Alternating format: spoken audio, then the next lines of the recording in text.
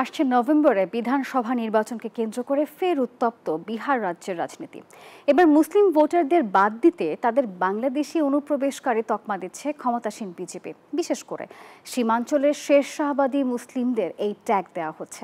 আর এ নিয়ে কেন্দ্রীয় সরকারের বিরুদ্ধে ধর্মীয় মেরুকরণের অভিযোগ উঠেছে, এমন খবর দিয়েছে আল জাজিরা। ভারতের তৃতীয় সর্বাধিক জনবহুল রাজ্য বিহার।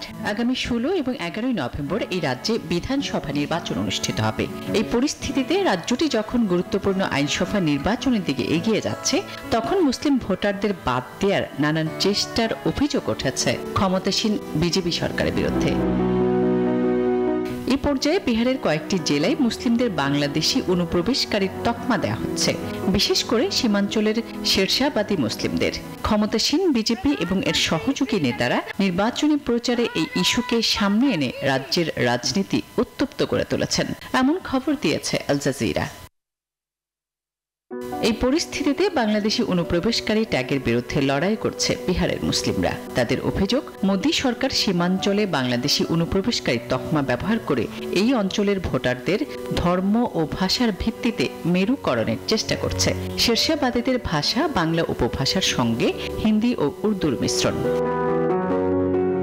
বিহারের 10 কোটিরও বেশি জনসংখ্যার মধ্যে প্রায় 1,70,00,000 মুসলিম, যা রাজ্যের মোট জনসংখ্যার প্রায় 17%। তাদের মধ্যে 28%-এরও বেশি সীমাঞ্চল অঞ্চলে, অর্থাৎ কিশনগঞ্জ, কাটিহার, আরারিয়া ও পূর্ণিয়ায় বসবাস করেন।